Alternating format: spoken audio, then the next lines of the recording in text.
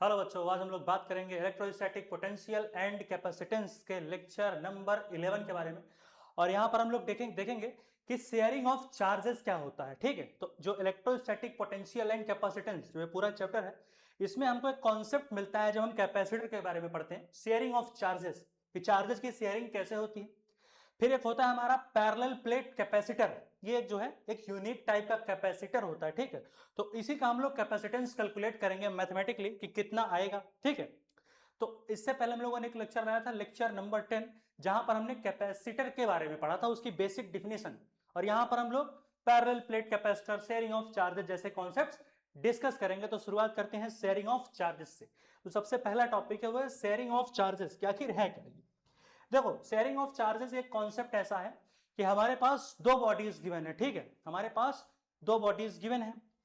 फिर उन्होंने कहा कि मान लेते हैं एक बॉडी है, उस पर हमारा Q1 चार्ज है, और जो दूसरी बॉडी है उस पर हमारा Q2 चार्ज है। ठीक है, दो बॉडीज हैं, एक के ऊपर Q1 चार्ज है, एक के ऊपर Q2 चार्ज है। ठीक है, और हमने कहा कि दोनों बॉडीज का जो पोटेंशियल है वो डिफरेंट है, एक का V1 है, एक का V2 है। जैसे कि हमने कहा कि यहां पर जो हमारा पहला चार्ज है, इसको हमने कहा कि इस पर जो चार्ज है वो कितना है, चार्ज है हमारा Q1। ठीक है, इस बॉडी के ऊपर जो हमारा चार्ज है वो कितना है, वो Q1 चार्ज है। ठीक है, और इस बॉडी के ऊपर जो हमारा पोटेंशियल है उसको हमने कहा V1 पोटेंशियल है। ठीक है, फिर हमने कहा कि एक हमारे पास अनदर बॉडी है, इसके ऊपर जो चार्ज हमारा है वो Q2 है, और जो पोटेंशियल है हमारा वो V2 गिवन है। ठीक है, चार्ज हमारा कितना है, चार्ज हमारा Q2 है और पोटेंशियल हमारा V2 है।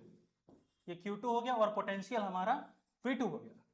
फिर हमने कहा पोटेंशियल को हम लोग थोड़ा सा दूर लिख लेते हैं, यहां लिख लेते हैं V2। ठीक है, अब देखो, हमने कहा कि जो हमारा पोटेंशियल पहली वाली चार्ज्ड बॉडी का है वो हमारा ज्यादा है दूसरी वाली बॉडी के पोटेंशियल से। यानी हमने कहा कि V1 जो है वो V2 से ज्यादा है। ये नोट कर लो, जो हमारा V1 है वो V2 से ज्यादा है। देखो, जब पोटेंशियल डिफरेंस होगा, जब पोटेंशियल डिफरेंस होगा तभी तो हमारा चार्ज ट्रांसफर होगा, और चार्ज तब तक ट्रांसफर होगा जब तक दोनों का पोटेंशियल इक्वल ना हो जाए। तो चार्ज ट्रांसफर कैसे होगा Q1 वाली बॉडी से Q2 में, कब होगा, जब हम एक कंडक्टिंग वायर कनेक्ट करेंगे। हमने कहा कि हमने दोनों बॉडीज को एक कंडक्टिंग वायर से कनेक्ट किया, तो जैसे हम लोगों ने दोनों बॉडीज को कंडक्टिंग वायर से कनेक्ट किया, तो वहां पर क्या होगा, जिस बॉडी का पोटेंशियल ज्यादा है, ठीक है, उस बॉडी से चार्ज का फ्लो होगा दूसरी वाली बॉडी में जहां का पोटेंशियल कम है। तो यहां पर V1 पोटेंशियल ज्यादा है, इसका मतलब इस वाली बॉडी से इस वाली बॉडी में चार्ज का ट्रांसफर होगा। कब तक ट्रांसफर होगा, जब तक दोनों बॉडी सेम पोटेंशियल पर ना आ जाए। हमने कहा चलो भाई, फिर हमारा सेकंड केस बनता है शेयरिंग ऑफ चार्जेस का। सेकंड केस में क्या होगा, यहां पर सेकंड केस में हमारा क्या होगा, ये हमारी बॉडी थी, ये वाली, ठीक है, ये हमारी फर्स्ट बॉडी थी, ये हमारी क्या है, सेकंड बॉडी है। ठीक है, ये हमारी है सेकंड बॉडी, दोनों। अब क्या हुआ कि हमारा जो कहते हैं कि जो चार्ज हमारा डिस्ट्रीब्यूट हुआ, ठीक है, कब तक हुआ, जब दोनों का पोटेंशियल सेम हो गया तो चार्ज का डिस्ट्रीब्यूशन खत्म हो गया। तो हमने कहा कि डिस्ट्रीब्यूट होते होते एक ऐसा टाइम आया जब दोनों का पोटेंशियल बराबर हो गया। ऐसा समय आया कि जब दोनों का पोटेंशियल क्या हो गया, बराबर हो गया, V1 हमारा V2 के बराबर हो गया। ठीक है, तो इसका मतलब क्या हुआ, चार्ज जो है कुछ बदला होगा। तो हमने कहा जो हमारी पहली बॉडी है इस पर हमारा चार्ज आ गया Q1 डैश, कितना चार्ज आ गया, इस बॉडी पर हमारा जो चार्ज है वो आ गया Q1 डैश, और इस वाली बॉडी पे हमारा चार्ज आ गया Q2 डैश। ठीक है, पोटेंशियल दोनों का बराबर हो गया। अब यहां पर चार्ज का ट्रांसफर होना बंद हो गया। ठीक है, एक पर Q1 डैश आ गया, एक पर Q2 डैश आ गया। फिर एक कहानी ये बनती है कि अगर ऐसा पूरा हमारे पास सिस्टम है शेयरिंग ऑफ चार्जेस को लेकर, तो वहां एक कॉन्सेप्ट आता है। क्या कॉन्सेप्ट आता है भाई, कॉन्सेप्ट ये आता है कि जो हमारा इनिशियल चार्ज होगा वो इक्वल होगा फाइनल चार्ज के। जो हमारा इनिशियल चार्ज था वो हमारा होगा इक्वल फाइनल चार्ज के। यानी बोल सकते हो कि जो Q इनिशियल है वो बराबर है Q फाइनल के। ठीक है, तो इसका मतलब क्या हो गया, हमारा Q इनिशियल कितना है, Q1 प्लस Q2, यही तो है टोटल चार्ज। जो हमारा इनिशियल टोटल चार्ज है वो कितना है, वो हमारा है Q1 प्लस Q2। वो कितना है, वो हमारा है Q1 प्लस Q2। और जो हमारा फाइनल चार्ज है, ठीक है, जो हमारा फाइनल टोटल चार्ज है वो कितना है, वो Q1 dash plus Q2 dash है। ठीक है, वो कितना है, वो है Q1 dash plus Q2 dash.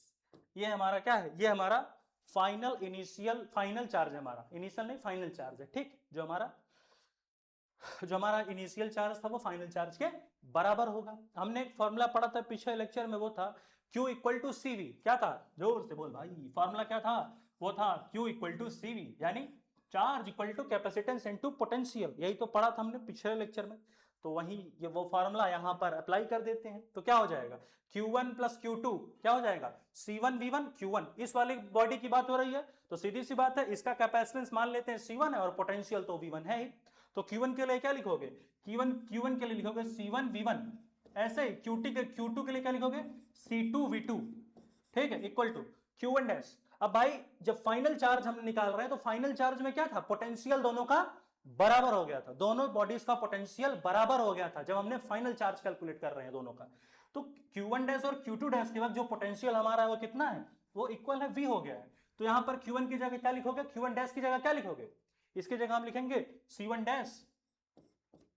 Dash into V plus Q2 dash के लिए क्या लिखोगे, C2 डैश इंटू V।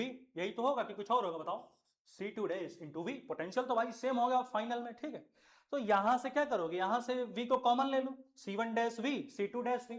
यहां से V को कॉमन ले लोगे तो क्या होगा, पूरा प्रोसेस पढ़ाना पड़ता। देखो C1 V1 plus C2 V2, दो चीजें उतर गई।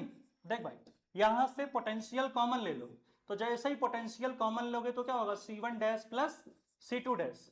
कि कुछ और आएगा बताओ, यही तो आएगा C1 dash plus C2 dash. तो ठीक है, V को इधर रखो, C1 dash plus C2 dash को ट्रांसफर कर दो उधर। तो यहां से जो पोटेंशियल की वैल्यू निकल करके आएगी for the case of sharing of charges, sharing of charges case के लिए जो हमारी पोटेंशियल निकल करके आएगी भाई, वो कितनी निकल करके आएगी, वो आएगी C1 into V1 plus C2 into V2, C1 V1 plus C2 V2 divided by कितना जाएगा, डिवाइडेड बाई बोल भाई कितना आएगा, डिवाइडेड बाई आ जाएगा C1 dash plus C2 dash.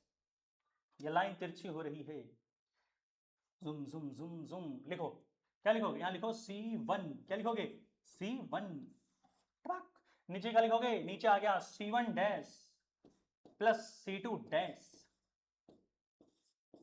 ठीक है, तो ये फॉर्मूला जो है निकल करके आता है, ठीक है। तो शेयरिंग ऑफ चार्जेस के केस के लिए जो हमारी पोटेंशियल आएगी वो इतनी आएगी। नोट करो, समझ में आया कि नहीं। देखो दो बॉडीज थी, बॉडीज वगैरह को कनेक्ट किया, बहुत सारी कहानियां बनी, ठीक है, समझ गया कि नहीं। चलो तो आगे बढ़ा जाए, C1 V1 plus C2 V2, ठीक है। चलो हाँ, चार्ज वगैरह बना लो, Q1 यहाँ चार्ज था, यहाँ Q2 चार्ज था, चार्ज बना लो, कोई उसमें दहशत नहीं है, ठीक है। ये प्लस वगैरह बना लो बढ़िया से, ठीक है, ठीक। तो ये होता है शेयरिंग ऑफ चार्ज। अब हम लोग जो नेक्स्ट टॉपिक डिस्कस करेंगे वो क्या है बोल भाई, वो है पैरेलल प्लेट कैपेसिटर। क्या है, अब हमारा जो नेक्स्ट टॉपिक है वो है पैरेलल प्लेट कैपेसिटर। आखिर कैसे भाई पैरेलल प्लेट कैपेसिटर को हम लोग समझेंगे, वो सारी कहानी यहाँ पर हम लोग देखेंगे, ठीक है। तो पॉजिटिवली चार्ज था हमारा बॉडी, ठीक है। यहाँ पर भी हम सेम बना सकते हैं, ये हमारी क्या थी, बॉडीज हमारी कुछ इस तरीके से, ठीक है, ठीक है भाई। चलो तो ये वाला नोट कर लो, तो आगे बढ़ते हैं। तो ये केस होता है हमारा शेयरिंग ऑफ चार्जेस का। नोट कर भाई, शेयरिंग ऑफ चार्ज समझ में आ गया। अब नेक्स्ट टॉपिक लाएंगे और वहां पर हम लोग कुछ और नई कहानियां देखेंगे, ठीक है। आ जाओ भाई, पैरेलल प्लेट कैपेसिटर। क्या, आखिर पैरेलल प्लेट कैपेसिटर क्या होता है वो कहानी देखेंगे। नोट कर लो इसे, तो पैरेलल प्लेट कैपेसिटर के बारे में देखें, शुरू किया जाए। चलो आ जाओ भाई, पैरेलल प्लेट कैपेसिटर का केस देख लेते हैं, एक बार देख लो। ये समझ में आ गया है कि नहीं, शेयरिंग ऑफ चार्जेस समझ में आ गया। नेट पोटेंशियल कितना बना, C1 V1 plus C2 V2 divided by C1 dash plus C2 dash, हटा रहे हैं। चलो भाई, पैरेलल प्लेट कैपेसिटर की आखिर पैरेलल प्लेट कैपेसिटर में क्या होता है, ठीक है। Capacitance of parallel plate capacitor, पहले तो हम वैक्यूम वगैरह के केस में देख रहे हैं, ठीक है। हमने कहा कि हमारे पास दो प्लेट्स गिवन है, ये है प्लेट नंबर 1 और ये है प्लेट नंबर 2। हमारे पास क्या है, हमारे पास दो प्लेट्स गिवन है, ठीक है। फिर हमने कहा कि इन दोनों प्लेट्स को क्या है, हम एक सर्किट में कनेक्ट करेंगे। इसको क्या करेंगे, एक पूरी सर्किट कंप्लीट करेंगे, यानी दो प्लेट्स तो हमने लिया, फिर इन दोनों प्लेट्स को हमने जो है एक बैटरी से कनेक्ट कर दिया, ठीक है। सेल बोलो, कनेक्ट करोगे तो ये रहा पॉजिटिव टर्मिनल, ये कहा है नेगेटिव टर्मिनल। तो सीधी सी बात है कि जैसे ही हम बैटरी या सेल से कनेक्ट करेंगे तो एक प्लेट हमारा पॉजिटिवली चार्ज हो जाएगा, एक प्लेट हमारा निगेटिवली चार्ज हो जाएगा, और जैसे जैसे चार्ज हमारा डिपॉजिट होता जाएगा दोनों प्लेट्स पर, वैसे वैसे एक इलेक्ट्रिक फील्ड क्रिएट होगी। और मैंने बताया है इलेक्ट्रिक चार्जेस एंड फील्ड्स हम लोग पढ़ते तो वहां मैंने बताया था कि इलेक्ट्रिक फील्ड का जो डायरेक्शन होता है वो पॉजिटिव चार्ज से निगेटिव चार्ज की तरफ होता है। पहले तो ये समझो, जैसे हमने बैटरी कनेक्ट की, एक हमारा जो प्लेट होगा वो पॉजिटिवली चार्ज हो जाएगा, पॉजिटिव चार्ज बढ़ता गया, इधर इधर हमारा निगेटिव चार्ज पूरा डिपॉजिट होता गया होता गया होता गया, ठीक है। तो इस तरीके से एक प्लेट हमारी पॉजिटिवली चार्ज डिपॉजिट होगी और एक प्लेट पे हमारा नेगेटिव चार्ज डिपॉजिट होगा। तो जैसे जैसे चार्ज हमारा डिपॉजिट होता गया दोनों प्लेट्स पर, वैसे वैसे इलेक्ट्रिक फील्ड लाइंस भी क्रिएट होंगी और उनका जो डायरेक्शन होगा, जो हमारी इलेक्ट्रिक फील्ड का डायरेक्शन होगा वो कैसा होगा बोल भाई, वो कुछ इस तरीके से होगा, पॉजिटिव चार्ज से नेगेटिव चार्ज की तरफ। ये वाला कॉन्सेप्ट तो मैंने बताया ही था कि जो इलेक्ट्रिक फील्ड लाइंस होती हैं वो पॉजिटिव चार्ज से ऑरिजिनेट करती हैं यानी निकलती हैं और निगेटिव चार्ज पे जाके टर्मिनेट कर जाती हैं, ठीक है। तो इस तरीके से ये पूरा सिस्टम क्या बना देता है, पैरेलल प्लेट कैपेसिटर, ठीक है। ये क्या हो गया, ये पैरेलल प्लेट कैपेसिटर का केस हो गया, ठीक है। इतना तो समझ में आ गया। अब अगर याद हो तो इलेक्ट्रिक चार्जेस एंड फील्ड्स जो हमारा पहला चैप्टर था वहां हम लोगों ने पढ़ते हुए सीखा था कि किसी भी प्लेट की वजह से जो हमारी इलेक्ट्रिक फील्ड निकल करके आती है वो कितनी आती है, सिग्मा बाई 2 एप्सिलॉन नॉट। चाहे वो पॉजिटिव प्लेट हो चाहे निगेटिव प्लेट हो, जो उसके इलेक्ट्रिक फील्ड निकल करके आएगी वो कितनी आएगी, वो सिग्मा बाई 2 एप्सिलॉन नॉट निकल करके आएगी। और पॉजिटिव प्लेट की वजह से इलेक्ट्रिक फील्ड निकले चाहे निगेटिव चार्ज की वजह से, चाहे पॉजिटिव प्लेट यानी ऐसा प्लेट जिसपे पॉजिटिव चार्ज है उसकी इलेक्ट्रिक फील्ड का डायरेक्शन भी इधर है और निगेटिव प्लेट जो है उसकी भी इलेक्ट्रिक फील्ड का डायरेक्शन इधर ही है। तो दोनों प्लेट्स की वजह से जो हमारा इलेक्ट्रिक फील्ड वो कितना होगा, पॉजिटिव प्लेट की वजह से sigma by 2 epsilon not, negative plate की वजह से सिग्मा बाई 2 एप्सिलॉन नॉट। तो नेट इलेक्ट्रिक फील्ड कितना होगा, जो हमारा नेट इलेक्ट्रिक फील्ड निकल करके आएगा, बोल भैया कितना आएगा, जो हमारी नेट इलेक्ट्रिक फील्ड निकल करके आएगी वो आएगी sigma by 2 epsilon not plus sigma by 2 epsilon not. अरे भाई दोनों का जब नेट निकालोगे sigma by 2 epsilon not plus sigma by 2 epsilon not कितना आएगा, सिग्मा बाई एप्सिलॉन नॉट आ जाएगा। यानी जो हमारी नेट इलेक्ट्रिक फील्ड निकल करके आएगी, ठीक है, जो हम लोग की नेट इलेक्ट्रिक फील्ड निकल करके आएगी वो कितनी आएगी, जो हमारी नेट इलेक्ट्रिक फील्ड निकल करके आएगी वो आएगी सिग्मा बाई एप्सिलॉन नॉट, ठीक है। दिख रहा है, समझ में आ रहा है कि नहीं है, जो हमारी नेट फील्ड है वो सिग्मा बाई एप्सिलॉन नॉट ही तो होगी, ठीक है। अब इसको नोट करो तो हम लोग आगे एक कहानी पढ़ते हैं कि आखिर कहानी हो क्या रही है यहाँ पर। चलो हो गया नोट, बढ़ जाए आगे, आ जाओ आगे देखते हैं और समझते हैं आखिर क्या क्या यहाँ पर कहानी है, ठीक है। आ जाओ भाई देख लेते हैं, ठीक। ठीक है, ये डाइलेक्ट्रिक इंसर्टेड वाला केस देखेंगे, पहले अभी कहानी पढ़ते हैं आखिर क्या होता है यहाँ पे, ठीक है। यहाँ क्या हो रहा है, जुम जुम जुम जुम जुम जुम जुम। तो हाँ आगे बढ़ते हैं हम लोग और देखते हैं capacitance of parallel plate capacitor का पहले कहानी पढ़ लेते हैं कि आखिर कैसे चीजें यहाँ पर होंगी, ठीक है। तो देख लेते हैं क्या होगा। हमने कहा कि हमारे पास वही हमने अपनी दो प्लेट्स ले ली, ठीक है, कुछ इस तरीके से, ये हमारी क्या, ये हमारी दोनों प्लेट्स हो गई, ठीक है। ये हमारे पास हमारी दोनों प्लेट्स हैं, ठीक है। तो ठीक है भाई कोई दिक्कत नहीं। हमने कहा कि दोनों प्लेट्स का जो है मान लो एरिया हम मान लेते हैं ए, ठीक है, और दोनों प्लेट्स के बीच का डिस्टेंस हम मान लेते हैं कि डी है। जो हमारे दोनों प्लेट्स के बीच का डिस्टेंस है वो कितना है, उसको हम मान लेते हैं डी है। हमारे दोनों प्लेट्स के बीच का डिस्टेंस कितना है, मान लेते हैं वो डी है, ठीक है। अब दोनों प्लेट्स के बीच का डिस्टेंस हमारा कितना है, डी है, और प्लेट्स का एरिया कितना है, ए है। तो हमें एक फॉर्मूला पता है कि जो पोटेंशियल होता है, जो हमारी पोटेंशियल होती है वो कितनी होती है, पोटेंशियल हमारी हो जाती है E इंटू डी, ठीक है, E इंटू डी, यही तो होगा पोटेंशियल हमारा, यही होता है कि E इंटू डी, ठीक है। फिर हमने कहा कि पोटेंशियल तो हमको पता है, चलो भैया E इंटू डी निकाल लेंगे, इलेक्ट्रिक फील्ड इंटू डिस्टेंस कर देंगे, हमारी पोटेंशियल हमको मिल जाएगी, ठीक है। हमको इतना तो पता ही कि भाई पोटेंशियल है, इसको E इंटू डी करेंगे तो आ जाएगा। लेकिन जो मेन कहानी आती है वो कैपेसिटेंस की आती है, ठीक है। इलेक्ट्रिक फील्ड कैसे हो रहा है यहाँ पर कहानी वो देखना है। तो देखो यहाँ से हम कह सकते हैं अगर विच इंप्लाइज दैट कि जो हमारी इलेक्ट्रिक फील्ड है, ठीक है, जो हमारी इलेक्ट्रिक फील्ड है वो कितना हो जाएगा, वो हमारा हो जाएगा V अपॉन डी, यही तो होगा। जो हमारी इलेक्ट्रिक फील्ड होगी कितनी होगी, V बाई डी, भाई पोटेंशियल अपॉन दोनों प्लेट्स के बीच का डिस्टेंस। और अभी हमने पढ़ा कि जो हमारा इलेक्ट्रिक फील्ड है, जो हमारी इलेक्ट्रिक फील्ड है वो कितनी है, जो हमारी नेट इलेक्ट्रिक फील्ड है वो है सिग्मा बाई एप्सिलॉन नॉट। तो अभी हमने कहा कि एक हमारा E equal to sigma by epsilon naught और एक हमारा E equal to V by D भी है। इसको मैं थोड़ा इस साइड लिख लेता हूं, ठीक है, इसको मैं इस साइड लिख लेता हूं, यहां लिख लो, zoom zoom. E equal to क्या है, यहां पे हमने कहा कि E equal to V upon d है।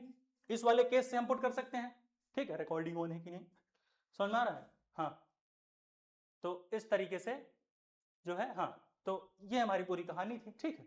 फिर हमने कहा कि E इंटू डी है और यहाँ पर E equal to V by D है, तो E equal to V by D भी है, E equal to sigma by epsilon naught भी है। तो यहां से हम कह सकते हैं कि sigma upon epsilon naught equal to V by D, यानी यहां से हम कह सकते हैं कि जो हमारा सिग्मा बाई एप्सिलॉन नॉट है, जो हमारी सिग्मा बाई एप्सिलॉन नॉट है वो किसके बराबर होगा, वो हमारा बराबर होगा वी अपॉन डी के। सीधी सी बात है, जो हमारा ये जो हमारी सिग्मा अपॉन एप्सिलॉन नॉट है वो वी बाई डी के बराबर होगा, इसमें कोई शक तो है नहीं।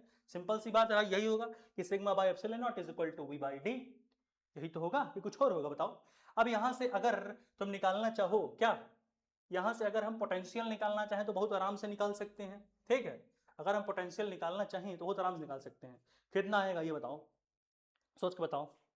अगर E इंटू डी है पोटेंशियल हमारा, अगर E इंटू डी है तो हमारा कैपेसिटेंस आखिर कितना आएगा, सोच के बताना। V बाई टू तुमने सिग्मा अपॉन एप्सिलॉन नॉट तो कर दिया, लेकिन आगे की कहानी क्या बनेगी। अब अगर यहाँ ध्यान से देखो तो सिग्मा क्या है, सिग्मा हमारा है सरफेस चार्ज डेंसिटी, ठीक है। अब सरफेस चार्ज डेंसिटी क्या होता है, सरफेस चार्ज डेंसिटी हमारा होता है Q अपॉन A, यानी चार्ज पर यूनिट एरिया। जो हमारा सिग्मा होता है, जो हमारी सिग्मा होती है वो क्या होती है, कहां लिखो कहां लिखो कहां लिखो, देखो जो हमारी सिग्मा होती है वो क्या होती है, चार्ज अपॉन एरिया। जो हमारा सिग्मा होता है वो Q बाई A, यही तो होता है चार्ज पर यूनिट एरिया, कि कुछ और होता है बताओ, यही तो होता है। तो यहाँ सिग्मा की जगह क्या रखो, Q बाई A रख दो, तो ठीक, कोई दिक्कत नहीं। यानी यहाँ लिखो Q into zoom zoom zoom, यहाँ लिखो Q upon A into epsilon naught, A into epsilon not, ठीक है, इज इक्वल टू क्या करोगे, इज इक्वल टू लिख दो V upon D, which implies that अगर यहां से पोटेंशियल निकालना चाहो तो पोटेंशियल कितना हो जाएगा, सीधी सी बात है, पोटेंशियल तुम्हारा हो जाएगा epsilon not into A divided by D into V। ये कुछ और आएगा, बताओ भाई, यहां से पोटेंशियल कितना आएगा, पोटेंशियल निकल करके आया epsilon naught A into D into V।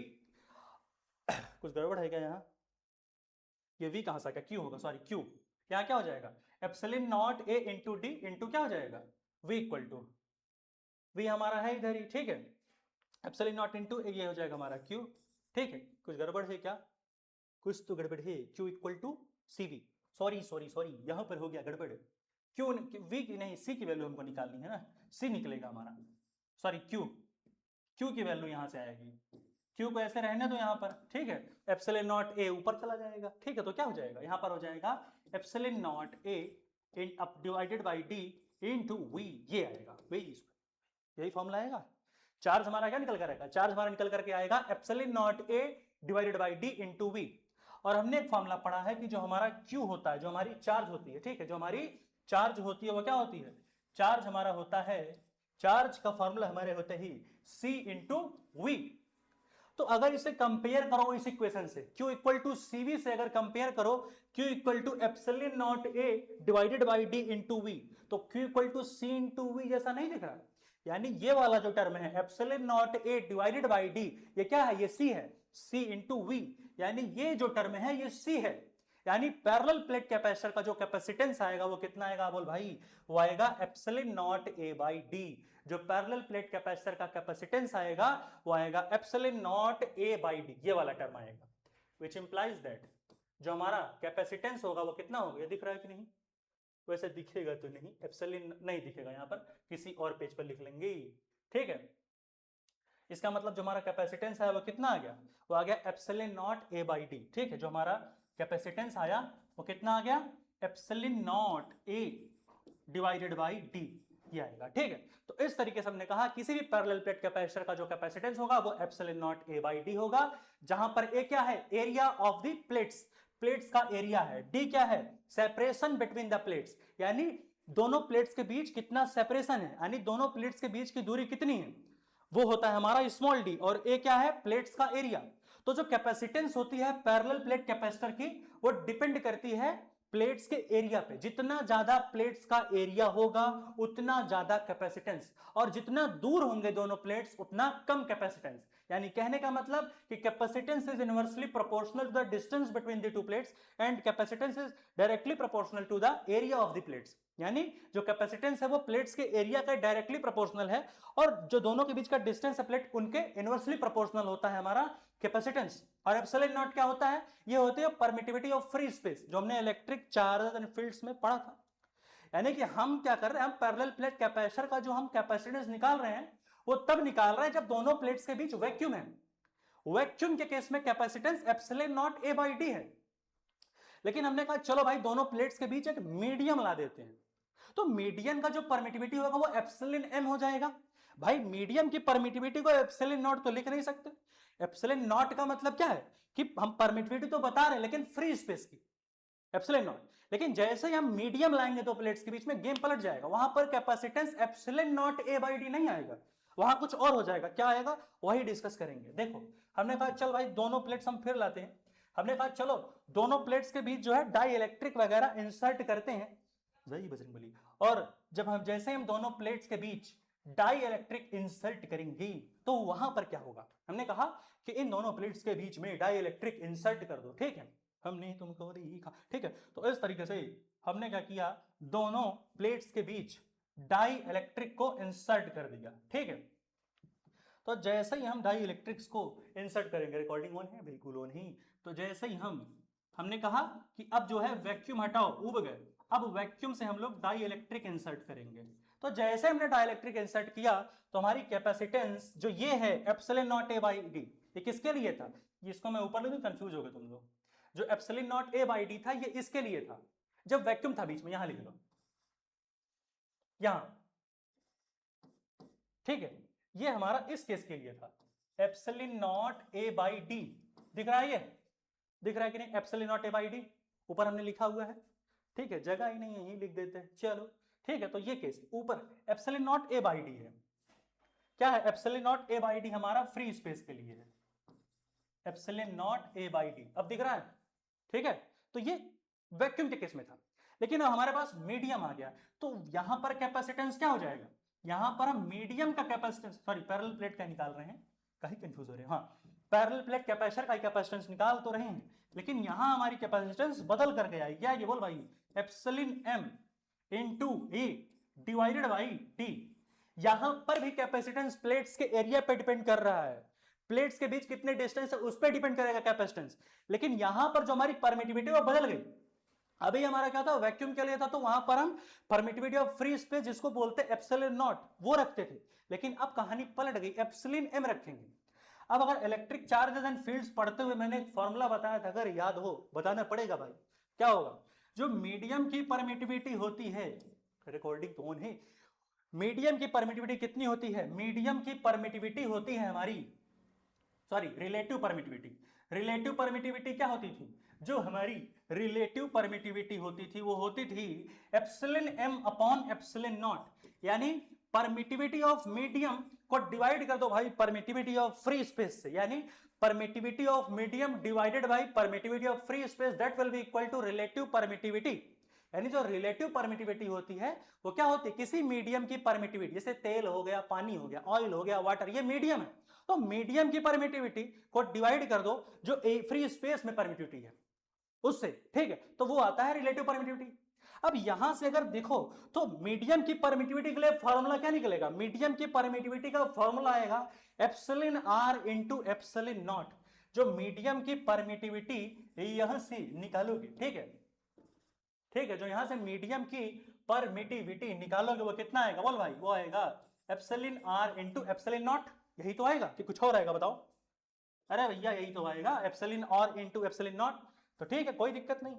यहां पे क्या करोगे, कैपेसिटेंस इक्वल टू क्या लिखोगे, जोर से बोल भाई, यहां लिखोगे एप्सिलॉन, एप्सिलॉन आर तो रहेगा ही, ठीक है, मीडियम की परमिटिविटी, ठीक है, तो एप्सिलॉन आर लिख लो into epsilon naught into A divided by d. ओए होए, ये तो भाई नया कॉन्सेप्ट आ गया। यानी अगर हमने दो पैरेलल प्लेट कैपेसिटर के बीच में डाई इलेक्ट्रिक को इंसर्ट कर दिया, डाई इलेक्ट्रिक जैसे ही इंसर्ट किया, डाई इलेक्ट्रिक को जैसे ही इंसर्ट करोगे, डालोगे डाइलेक्ट्रिक को, तो वहां पर जो कैपेसिटेंस निकल करके आएगी epsilon r into epsilon naught A divided by D. अब इलेक्ट्रिक चार्ज एंड फील्ड पढ़ते हम लोगों ने पढ़ा था, जो ईआर होता है रिलेटिव परमिटिविटी, इसको हम लोग के भी बोलते हैं, ठीक है, डाइलेक्ट्रिक कांस्टेंट, तो इसको हम के भी बोलते हैं। यानी एप्सिलॉन आर की जगह के भी लिख सकते हो, यानी कि कह सकते हो विच इंप्लाइज इन दैट क्या होगा, यहां हो जाएगा के इनटू ईआर की जगह के, रिलेटिव परमिटिविटी को के भी तो बोलते हो, dielectric constant into epsilon naught A by d. ये क्या है, capacitance for the free space कितना था, epsilon naught A divided by d ही तो था। तो यार यहां पर सी लिख सकते हो, जो हमने डाइलेक्ट्रिक इंसर्ट किया तब का कैपेसिटेंस मान लो सी डैश है, इसको हम थोड़ा बदल, क्योंकि सी फ्री स्पेस के लिए था, इसको मान लो सी डैश है, ये सी डैश है, ठीक है, तो समझ कोई दिक्कत नहीं। तो epsilon naught A by D किसका कैपेसिटेंस है, ये हमारा कैपेसिटेंस है फ्री स्पेस का, और यहां पर epsilon naught A by D दिख रहा है, तो इसका मतलब जो capacitance when dielectric is inserted वो कितना हो जाएगा, यार की जगह के और epsilon naught A by D की जगह सी लिख दो। सी क्या है, फ्री स्पेस का कैपेसिटेंस है। जब फ्री स्पेस के केस में हम पैरेलल प्लेट कैपेसिटर्स का कैपेसिटेंस देख रहे थे, तो वहां पर capacitance epsilon naught A by D निकल आई थी, वो चीज यहां दिख रही है, तो epsilon naught A by D की जगह सी रख दो, तो क्या हो जाएगा के सी। तो बहुत ही बढ़िया लॉजिक निकल करके आया। क्या निकल करके आया, जो हमारी कैपेसिटेंस होगी, ठीक है, जो हमारा कैपेसिटेंस होगा कितना निकल करके आएगा, के इंटू सी, यानी सी डैश। सी डैश क्या है, जब हम पैरेलल प्लेट कैपेसिटर्स के बीच में डाइलेक्ट्रिक इंसर्ट किए तब का कैपेसिटेंस सी डैश है, तो सी डैश इक्वल टू क्या होगा, के इंटू सी। ये बहुत ही बढ़िया फॉर्मूला निकल करके आया है। जो हमारा सी डैश है वो कितना है, जो हमारा सी डैश है वो है के इंटू सी, यही तो है। यानी कि ये समझे, जैसे ही हम दो पैरेलल प्लेट्स के बीच में डाइलेक्ट्रिक इंसर्ट करेंगे तो फ्री स्पेस के मुकाबले के गुना बढ़ जाएगा कैपेसिटेंस। यानी जो फ्री स्पेस के दौरान कैपेसिटेंस था पैरेलल प्लेट कैपेसिटर का, उसका के गुना बढ़ जाएगा अगर हम डाइलेक्ट्रिक को इंसर्ट करते हैं दो पैरेलल प्लेट्स के बीच में, यानी सी डैश इक्वल टू के सी, के गुना बढ़ जाएगा कैपेसिटेंस डाइलेक्ट्रिक इंसर्ट करने के बाद, और उसी जगह इलेक्ट्रिक फील्ड वगैरह घट जाते थे। तो ये चीजें नोट करने वाली, नोट कर लो भाई, हो गया नोट। चीजें समझ में आ रही कि नहीं, ये बताओ, बोल भाई बोल, V by D equal to Q I A epsilon naught. चीजें समझ में आ रही हैं कि नहीं, हटा गए, समझ गए। तो इस तरीके से ये हमारा सारा कॉन्सेप्ट हुआ, 1 2 3 4 समझ में आ गया। कैपेसिटेंस जब हम डाइलेक्ट्रिक इंसर्ट करेंगे तो कितना आएगा, केसी आएगा, और जब मीडियम का होगा, सॉरी जब हम डाइलेक्ट्रिक इंसर्ट किए तो एप्सिलॉन, सॉरी क्या आ गया, केसी आ गया जब डाइलेक्ट्रिक इंसर्ट किए, और जब हम डाइलेक्ट्रिक इंसर्ट नहीं किए, जब फ्री स्पेस था केवल, तो वहां पर जो हमारी कैपेसिटेंस निकल करके आई थी वो कितनी आई थी, epsilon naught A by D. तो ये सारा हमारा जो है फॉर्मूला निकल करके आ गया था। तो इसको तो भाई समझ ही हो, ठीक है, डिस्टेंस वगैरह इन दोनों के बीच का है ये, ठीक है, ये इन दोनों के बीच का डिस्टेंस था, ठीक है। तो इस तरीके से चीजें यहां पर होती हैं, नोट कर लिए, बढ़ जाओगे भाई, समझ गए। चलो तो यहां पर इस लेक्चर को हम लोग खत्म करते, एक बार और देख लो, ठीक है, बढ़ जाए भैया, चलो आ जाओ भाई, हो गया। ये डी वगैरह लिख लो भाई, यहाँ ये डी इंटू ई दुनिया का जो कहानी था, ठीक है, हटा दें, आ जाओ, जुम जुम जुम जुम, आ जाओ। नेक्स्ट पेज क्या था हमारा, ये था डाइलेक्ट्रिक इंसर्ट किया तो ये कहानी बन करके आ गई, ठीक है। तो ये इस तरीके से हमने चीजों को देखा, समझ गए दोनों केस, हटा जाए। चलो तो भाई हटा रहे हैं, यहां पर इस लेक्चर को खत्म करते हैं। इसके बाद आएगा एक नया लेक्चर जहां पर हम लोग कुछ और भी प्रॉपर्टीज देखेंगे कैपेसिटेंस की, ठीक है। यहां हमने देखा कि कैसे डाइलेक्ट्रिक वगैरह यूज करते हैं, तो यहां पर इस लेक्चर को खत्म करते हैं। इसके बाद एक नया लेक्चर, तब तक के लिए पढ़ाई करते हैं, ऑल द वेरी बेस्ट। अगला लेक्चर हम बहुत ही जल्द आएंगे।